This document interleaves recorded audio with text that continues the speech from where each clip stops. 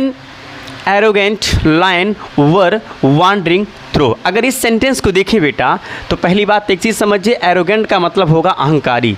Arrogant का मतलब क्या होगा दोस्तों? अहंकारी। एक कहानी है, स्टोरी है, उसी स्टोरी के बीच में दोस्तों,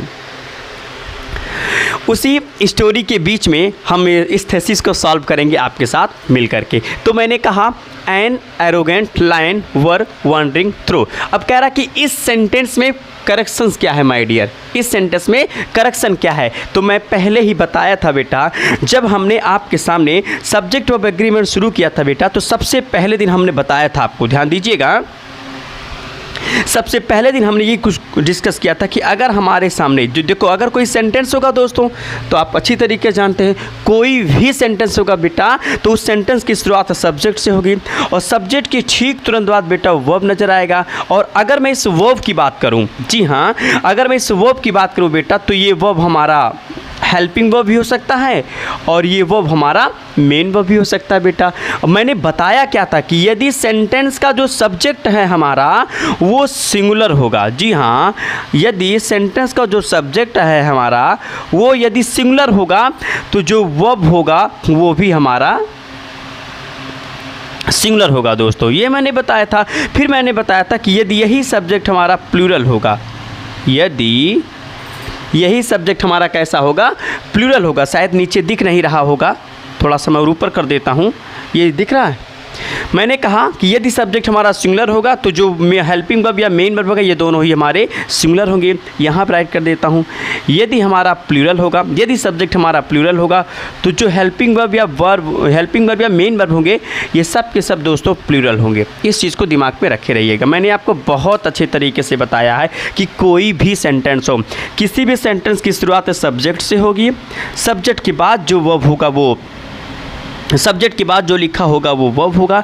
यदि सब्जेक्ट हमारा सिंगुलर होगा तो वर्ब चाहे हेल्पिंग हो और चाहे मेन वर्ब ये सिंगुलर होंगे। लेकिन यदि सब्जेक्ट हमारा प्लूरल होगा तो चाहे हेल्पिंग वर्ब हो चाहे मेन वर्ब हो ये दोनों ही बेटा प्लूरल का भी हेल्प करेंगे। इस चीज़ को दिमाग पे रखे रहिएगा। तो अगर पहले क्वेश्चन को देखें बेटा तो लिखा है एन एरोगेंट लायन। आप यहाँ देख लीजिए एन शब्द का यूज किया गया है। एरोगेंट मतलब भयंकर, सॉरी अहंकारी, और लायन का मतलब शेर होता है। तो एक अहंकारी शेर, अगर इन तीनों की मैं बात करूँ बेटा एन एरोगेंट लायन, तो जब यहाँ एन शब्द जुड़ ही गया है यानी एन एरोगेंट लायन ये अपने आप में दोस्तों सिंगुलर है। क्या है दोस्तों? सिंगुलर है। और यदि सब्जेक्ट हमारा सिंगुलर होगा तो उसके साथ जो वर्ब आएगा बेटा वो भी सिंगुलर होगा। यानी यदि इस क्वेश्चन की बात करें तो अगर लायन सिंगुलर है बेटा तो इसके साथ यहाँ जो वर्ब आया है वो भी सिंगुलर होना चाहिए, अर्थात यहाँ वर ना कहना सही होगा दोस्तों। इसकी जगह पर ज़्यादा अप्रोप्रिएट आंसर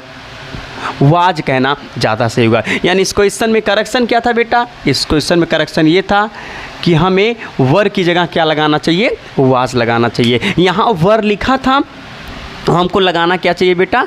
वाज लगाना चाहिए। सिंपल सी बात है। यदि सब्जेक्ट हमारा सिंगुलर होगा तो वो भी सिंगुलर आएगा, यदि सब्जेक्ट हमारा प्लूरल होगा तो बेटा वो भी हमारा प्लूरल यूज होगा। चलिए नेक्स्ट क्वेश्चन की बात करते हैं। आगे क्या करा कि एक अहंकारी जो शेर था वो वांडरिंग भटक रहा था थ्रू द जंगल, जंगल के बीच से। अब आगे की कहानी देखिए, लिखा क्या गया है? द जंगल लिखा है वन डे, एक दिन, ही सेड उसने कहा। किससे कहा? टाइगर से कहा। एक दिन बेटा उसने कहा, किससे कहा? टाइगर से कहा, कम्स हियर, यहाँ आइए। एक चीज़ और बता दूँ, यदि कोई सेंटेंस इन्वर्टेड कॉमा में लिखा होता है, नरेशन के दौरान इस चीज़ पे हम बहुत अच्छे तरीके से चर्चा करेंगे कि यदि किसी सेंटेंस में, यदि कोई भी सेंटेंस हो इन्वर्टेड कॉमा के अंदर लिखा है तो समझ लेना उस सेंटेंस को कोई थर्ड पर्सन बोल रहा है, कोई दूसरा इंसान बोल रहा है। तो इसमें क्या करा कि एक दिन की बात है, ही मतलब उस शेर ने किससे कहा? टाइगर से कहा। अच्छा दोस्तों यहाँ पर आप देखिए तो लायन के लिए ही का जिक्र किया गया है। तो आप सोचोगे कि सर जी लायन के लिए ही का प्रयोग कैसे हो गया है? और ऐसे एनिमल से तो इसके लिए इट का यूज होना चाहिए। जी हाँ, लेकिन कभी कभी हम जो हमारे एनिमल्स होते हैं इनके साथ ही या सी का प्रयोग कर सकते हैं। कब करते हैं, कैसे करते हैं, इसको हम किसी अदर वीडियो में ज़रूर पढ़ेंगे बेटा, तब तक आप इसको देखिए। कहे क्या रहा कि एक दिन ही सेड उसने कहा। किससे कहा? टाइगर से कहा। क्या कहा? ओए टाइगर कम हियर, ओए टाइगर कम हियर। मतलब जो लायन है बेटा, लायन और टाइगर से कहता है कम हियर। अब आप एक चीज़ बताओ, अगर इस सेंटेंस को पूरा देखें तो कोई दिक्कत नहीं, जब लास्ट में देखता हूँ तो यहाँ कम में यस जुड़ा है। और एक चीज़ बता दूँ बेटा, इन्वर्टेड कॉमा ये बता रहा है कि इसके अंदर जो सेंटेंस लिखा है वो अलग का सेंटेंस है, यानी इसकी शुरुआत यहाँ पे किससे हो रही है, कम से हो रही है दोस्तों। और एक चीज़ और बता दूँ आपको, एक चीज़ और बता दूँ, ध्यान दीजिएगा थोड़ा सा, एक चीज़ थोड़ा सा आप दिमाग लगाइएगा बेटा कि अगर, ध्यान दीजिएगा, अगर किसी सेंटेंस की शुरुआत वर्ब से होती है, यदि किसी सेंटेंस की शुरुआत बेटा वर्ब से होती है और उसके बाद कुछ भी लिखा मिल जाता है, हालांकि मैंने यहाँ ऑब्जेक्ट लिख दिया, ऑब्जेक्ट के अलावा कुछ भी आ सकता है, तो याद रखना वो सिर्फ और सिर्फ इम्पेरेटिव सेंटेंस होता है बेटा। वो सिर्फ और सिर्फ कौन सा सेंटेंस होगा, इम्पेरेटिव सेंटेंस होगा। अब ये इन्वर्टेड कॉमा बता रहा है कि ये अलग नया सेंटेंस हो गया, और नए सेंटेंस की शुरुआत यहाँ COME कम से हो रहा है, लेकिन यहाँ पर जुड़ा है यस। और मैंने कहा इसके ठीक पहले कोई भी सब्जेक्ट नहीं लिखा है, और जब किसी भी वर्ब के पहले कोई सब्जेक्ट ना लिखा हो बेटा, दिमाग में इस चीज़ को नोट कर लीजिएगा, जब यहाँ वर्ब है कम, इसके ठीक पहले देखेंगे तो कोई भी सब्जेक्ट नज़र नहीं आ रहा है। ये इन्वर्टेड कॉमा से पता चला कि ये नया सेंटेंस, यहीं से नया सेंटेंस शुरू हो गया, और सेंटेंस की शुरुआत यहाँ कम से हुई है, यानी इसके ठीक पहले कोई सब्जेक्ट नहीं है। तो इस चीज़ को दिमाग में रखो बेटा, यदि किसी सेंटेंस की शुरुआत वर्ब से होती है, उसमें कोई सब्जेक्ट नहीं है, तो वहाँ पर जो वर्ब होगा बेटा वो हमेशा फर्स्ट फॉर्म में होगा। वो हमेशा किस फॉर्म में होगा, फर्स्ट फॉर्म में होगा। अब यहाँ पे देखें तो कम्स हियर लिखा है, इस सेंटेंस की शुरुआत तो वर्ब से हो रही है, लेकिन यहाँ फर्स्ट फॉर्म में होना चाहिए, और यहाँ इस वर्ब में क्या जुड़ा है, यस जुड़ा है। तो सेंटेंस की शुरुआत अगर सब वर्ब से होती है, सब्जेक्ट से नहीं, तो वहाँ पर जो वर्ब होगा वो फर्स्ट फॉर्म में होगा। यानी बेटा हमें यहाँ यस लगाने की ज़रूरत नहीं है, यानी यहाँ पर करेक्शन किस में था, कम्स में था, यहाँ कम्स ना होकर के बेटा यहाँ क्या कहना सही होगा, कम कहना सही होगा। इस चीज़ को दिमाग में थोड़ा सा रख लीजिएगा। ऐसे ही एरर CBSE बोर्ड के बच्चे ज़्यादा ध्यान देंगे, ऐसे ही एरर आपके पेपर में बेटा आएगा, ऐसे ही आपको राइट करना है। जो भी क्वेश्चन होगा उसके नीचे अंडरलाइन करिए, वहाँ पे उसको क्रॉस करिए, उसके सामने उसके राइट आंसर को बेटा राइट कर देंगे। समझ रहे हैं मेरी बात को। चलिए क्वेश्चन नंबर नेक्स्ट की बात करते हैं। आगे क्या कह रहा है, कम्स हियर, यहाँ आओ। अब देखिए अभी इन्वर्टेड कॉमा के अंदर की बात है, ये बात टाइगर से बोला गया। शेर ने टाइगर से कहा ही मतलब कम हियर, इधर आओ, टेल मी, मुझे बताओ कि who are stronger than you, कि तुमसे मजबूत कौन है। शेर जो है बेटा वो टाइगर से ही कह रहा कि मेरे पास आओ और बताओ, ये कह रहा कि who are stronger than you, तुमसे मजबूत कौन है। मतलब लायन पूछ रहा है टाइगर से कि अरे तुमसे मजबूत कौन है। यदि क्वेश्चन को देखें बेटा तो एक चीज़ बता दूं, यहाँ पर आप देख रहे होंगे comes here tell me who are stronger than you the tiger. अगर इस क्वेश्चन की बात करें तो यहाँ एक प्यारा सा शब्द हमको नज़र आ रहा है बेटा, ध्यान दीजिएगा। यहाँ पर देखिए लिखा है हु, आप ध्यान से देख लेंगे हु। और एक चीज़ बता दो बेटा, यदि सेंटेंस में हु, मैंने एक सब्जेक्ट वर्ब एग्रीमेंट में कॉन्सेप्ट पढ़ाया है कि अगर WHO हु दो सेंटेंस को जोड़ने का काम करता है। ध्यान देना बेटा, यहाँ पे मैं फिर से राइट करके आपको बताता हूँ, थोड़ा सा दिमाग लगाइएगा अच्छे तरीके से बेटा, ताकि आपके ग्रामर को लेकर के प्रॉब्लम ना हो। मैंने कहा अगर किसी सेंटेंस की बात करूँ बेटा, मान लिया सेंटेंस, अगर ये हु शब्द की बात करूँ बेटा, और ये हु शब्द दो सेंटेंस को जोड़ने का काम करता हो, इस चीज़ को दिमाग में रखे रहिएगा। अगर हु शब्द दो सेंटेंस को जोड़ने का काम करे बेटा, और उस हु, तो हु के बाद जो हेल्पिंग वर्ब या मेन वर्ब आएगा ना, वो हु के ठीक पहले लिखे गए एंटीसीडेंट के हिसाब से आएगा। ये रूल मैंने बताया है, अगर नहीं देखें तो जा करके मेरे लेक्चर को देखिएगा, आपको ज़रूर मिल जाएगा दोस्तों। यदि हु शब्द एक सेंटेंस इधर एक सेंटेंस इधर, दोनों सेंटेंस को जोड़ने का काम करता है बेटा, तो ऐसे कंडीशन में जो हु शब्द होगा ये वहाँ पर रिलेटिव RP यानी रिलेटिव प्रोनाउन का काम करेगा। और जब हु शब्द रिलेटिव प्रोनाउन का काम करता है बेटा, तो इसके बाद जो हेल्पिंग वर्ब या मेन वर्ब हैं वो हु के ठीक पहले लिखे गए एंटीसीडेंट के हिसाब से आते हैं।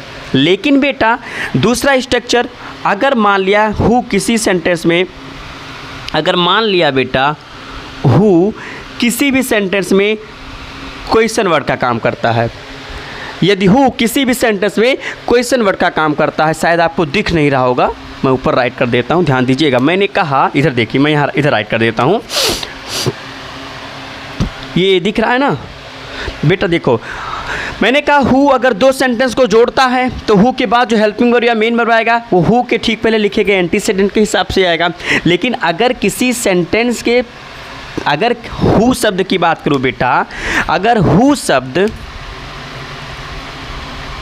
किसी भी सेंटेंस में प्रश्न पूछने का काम करता है, यहाँ पर प्रश्न पूछने का काम नहीं करेगा बेटा, यहाँ पे रिलेट करने का काम करेगा। अगर किसी सेंटेंस में हु प्रश्न पूछने का काम करेगा तो वहाँ पर ये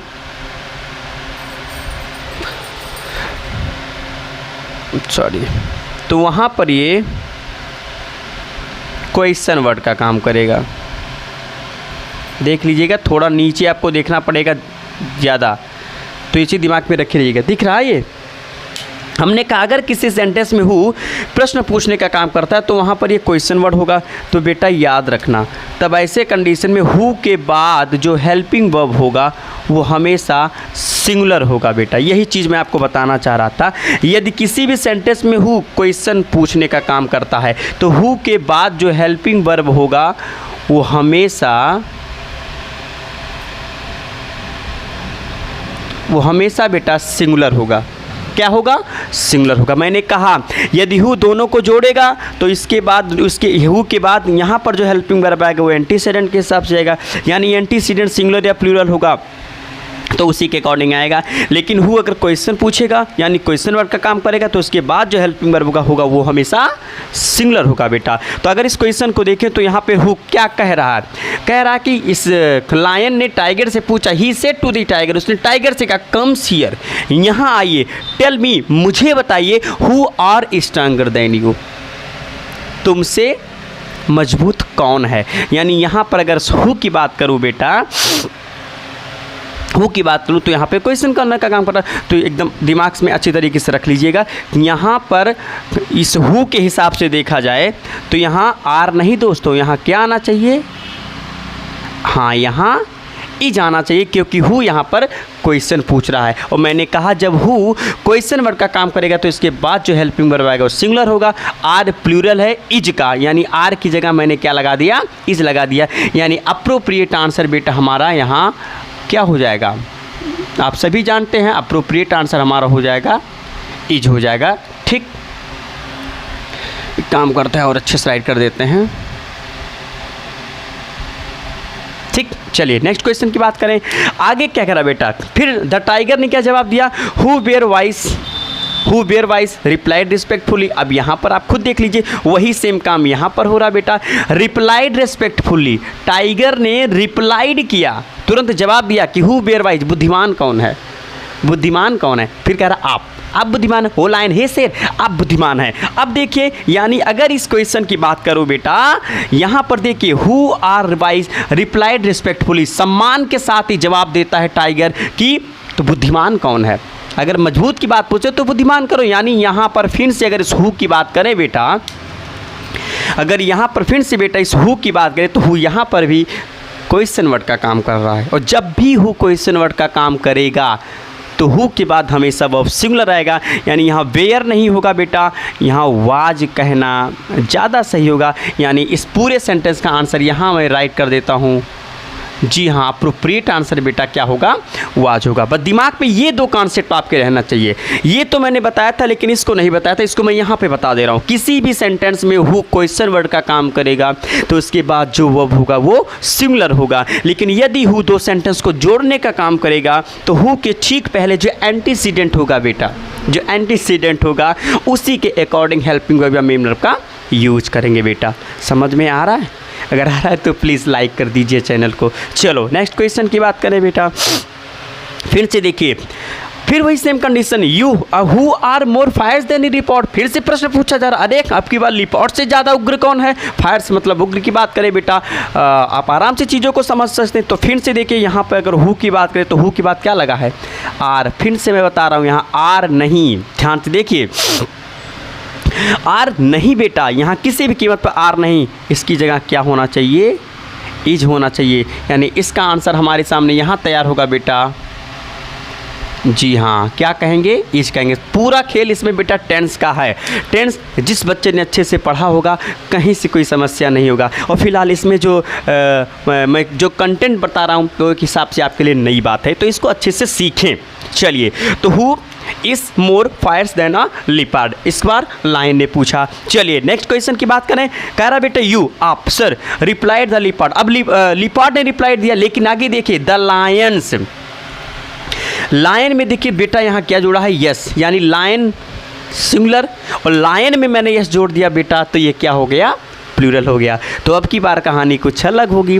यदि सब्जेक्ट सिंगुलर है तो वर्ब भी सिंगुलर होगा, यदि सब्जेक्ट प्लूरल बेटा तो जो वर्ब होगा वो भी प्लूरल होगा। यानी यहाँ पे कहानी कुछ और, लायन नहीं, यहाँ बेटा लायंस लिखा है, और यदि ये प्लूरल है तो इसके साथ जो वर्ब आएगा वो प्लूरल होगा। यानी यहाँ इज नहीं बेटा, क्या कहना होगा? आर कहना ज़्यादा सही होगा। यानी इसका अप्रोप्रिएट आंसर तैयार होता है बेटा, और यहाँ मैंने राइट कर दिया आर। ठीक है, चलिए नेक्स्ट क्वेश्चन की बात करें। And fierce creatures and elephant. अब फिर से देखिए यहाँ पर, आप देखिए यहाँ क्या लिखा बेटा? An elephant. एन एलिफेंट मतलब एक हाथी। अब इसके बाद यहाँ वेयर लगाए तो फिर से वही कंडीशन, यहाँ वर नहीं बेटा, यहाँ क्या होना चाहिए? वाज। यानी इसका आंसर बेटा क्या तैयार होगा? जी हाँ, यहाँ तैयार हमारा अप्रोप्रिएट आंसर होता है वाज। तो दोस्तों हमने ये जो प्रैक्टिस आपके सामने करवाया है, उम्मीद करूँगा कि बहुत बेहतर तरीके से आपको समझ में आया होगा। और अगर आया होगा दोस्तों तो इसको अच्छे तरीके से विद कंटेंट के साथ, कॉन्सेप्ट के साथ जरूर लिखें नोट्स में। और भी प्रैक्टिस क्वेश्चन मैं आपके सामने लगाऊंगा। एक काम करिए, पहले इसको लिख लिए, फिर और भी कुछ चीज़ें आपको मैं बताना चाह रहा हूँ। पहले इसको राइट करिए प्लीज़, लिखो बेटा।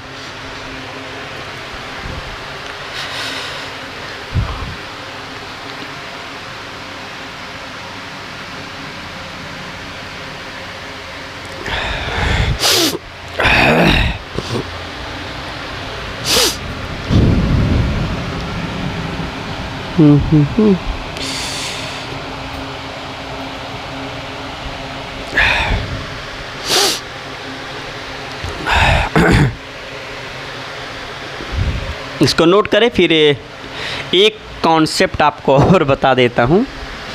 हर प्रैक्टिस में कुछ ना कुछ कॉन्सेप्ट बताना पड़ेगा बेटा, क्योंकि बहुत सारी चीज़ें हैं, आप इसको सही कर लें। और एक चीज़ और बता दो बेटा, जब तक मैं प्रैक्टिस को आपके सामने सॉल्व कराऊं, लिखने का काम बेटा तब तक मत करिए। पहले चीज़ों को अच्छे से समझ लीजिए। जब आप अच्छे से बेटा चीज़ों को समझ लेंगे ना, तो आपके लिए कहीं से कोई प्रॉब्लम नहीं होगी। तो जल्दी से नोट कर लें इसको।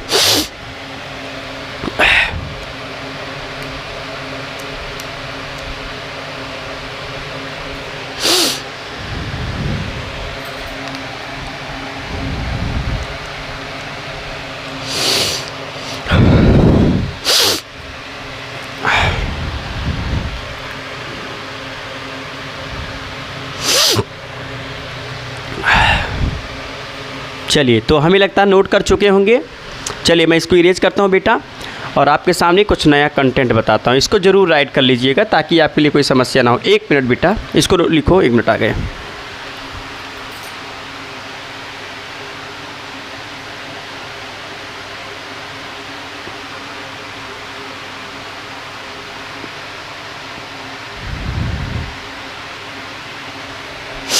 जी हाँ, चलिए इसको मैं इरेज करता हूँ।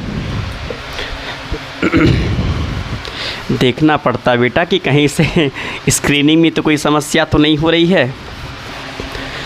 बेटा।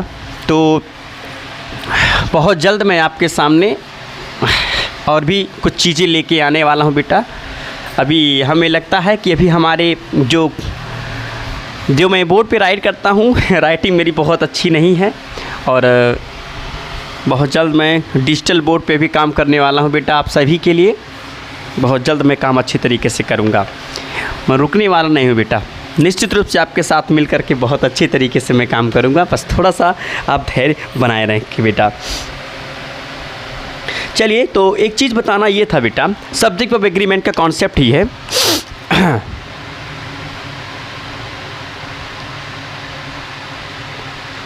सब्जेक्ट वर्ब एग्रीमेंट का कॉन्सेप्ट ही है बेटा। कॉन्सेप्ट ये है कि यदि अगर मतलब सेंटेंस में कभी कभी क्या होता है, जी हाँ, कभी कभी सेंटेंस में हमको लिखा मिल जाता है देयर। जी हाँ, कभी कभी सेंटेंस में हमको लिखा मिल जाता है देयर। जी हाँ, तिरछा हो रहा है।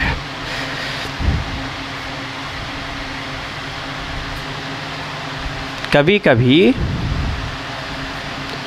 सेंटेंस में हमको देयर लिखा मिल जाता है बेटा। तो ध्यान दीजिएगा, यदि सेंटेंस में देयर नज़र आ जाए तो एक चीज़ मैं आपको ये बताना चाह रहा हूँ कि इस देयर के साथ में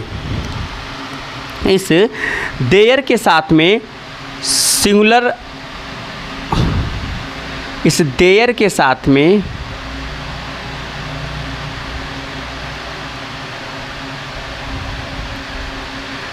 सिंगुलर वो भी आ जाता है बेटा,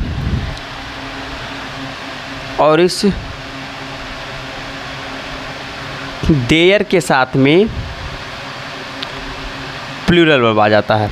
इतना आपको दिमाग में थोड़ा सा रखना होगा। यदि सेंटेंस में एज ए सब्जेक्ट, हालांकि ये सब्जेक्ट नहीं होता है, हम इसको इंट्रोडक्टरी सब्जेक्ट बोलते हैं, इसको मैं डिटेल में कभी चर्चा करूंगा। बस इतना समझिए कि यदि सेंटेंस में देयर नज़र आ जाता है तो देयर के बाद सिंगुलर वर्ब भी आ जाता है बेटा, और देयर के बाद प्लूरल वर्ब भी आ जाता है। एक चीज़ बता दूं, देयर के ठीक सामने, ध्यान दीजिएगा, देयर के ठीक सामने जो नाउन लिखा होगा, देयर के ठीक सामने जो नाउन या जो प्रोनाउन लिखा होगा,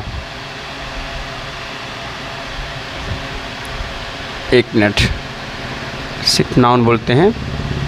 मैंने कहा देयर के ठीक पहले जो नाउन लिखा होगा बेटा, नाउन नहीं, जो भी चीज़ लिखा होगा, प्रोनाउन भी हो सकता है, ऐसी बात नहीं है, उसी के अकॉर्डिंग वो यूज करना है। ध्यान दीजिएगा, यदि लिखा गया नाउन सिंगुलर होगा, यदि लिखा गया नाउन सिंगुलर होगा बेटा, याद रखना, तो इसके हिसाब से हम सिंगुलर वर्ब यूज करेंगे। दिमाग में रखे रहिएगा, यदि लिखा गया नाउन सिंगुलर होगा तो इसके हिसाब से सिंगुलर वर्ब आएंगे। लेकिन बेटा यदि लिखा गया नाउन प्लूरल होगा, यदि लिखा गया नाउन प्लूरल होगा तो इसके साथ हम प्लूरल वर्ब यूज करेंगे। इस चीज़ को दिमाग में थोड़ा सा रखे रहिएगा। मैंने कहा सेंटेंस कोई भी हो, यदि सेंटेंस की शुरुआत देयर से होती है तो देयर के ठीक बाद यहाँ पे जो भी वर्ब आएगा वो सिंगुलर भी हो सकता है, प्लूरल भी हो सकता है। यदि नाउन सिंगुलर होगा तो जो वर्ब होगा वो सिंगुलर होगा, यदि नाउन प्लूरल होगा तो जो वर्ब होगा वो प्लूरल होगा। हम एग्जाम्पल के माध्यम से समझने का प्रयास करते हैं। जैसे मान लिया कि एग्जाम्पल हमने लिखा there blank a boy in the class. एक क्वेश्चन लिखा बेटा, अब इस क्वेश्चन में मैं ऑप्शन दे देता हूँ, ध्यान दीजिएगा। मैंने ऑप्शन दे दिया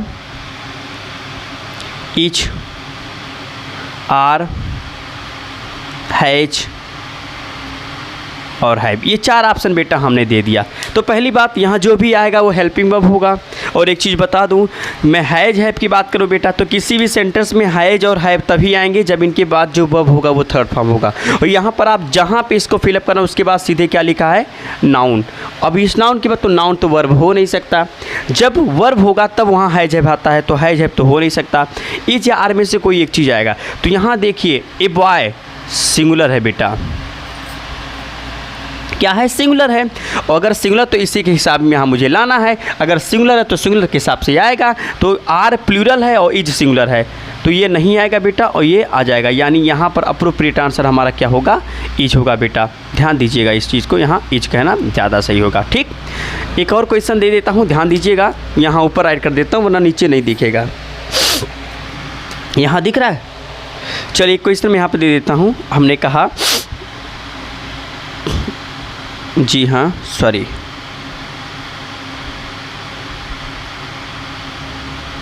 देयर ब्लैंक, जी हाँ there blank 10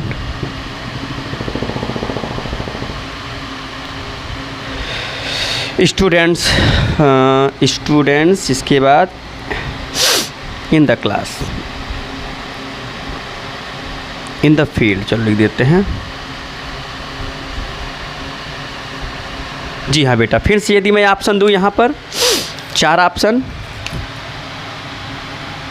etch, are, watch और वर। अब अगर मैं इसकी बात करूं बेटा, तो यहाँ पर आप देख सकते हो, यहाँ पे सबसे पहले देयर लिखा था, यहाँ भी सबसे पहले देयर लिखा है, लेकिन देयर के बाद जो वर्ब आएगा बेटा, मैं बताया कि देयर के बाद जो वर्ब आएगा वो उस लिखे गए नाउन के अकॉर्डिंग आएगा। अब यहाँ पर देखेंगे तो यहाँ पे जो नाउन लिखा है बेटा वो 10 स्टूडेंट्स, यानी अगर इसकी बात करें तो ये प्लूरल है। नहीं दिख रहा होगा लेकिन जान जाइए प्लूरल है, ध्यान दीजिएगा। अच्छा चलिए यहाँ लिख देता हूँ,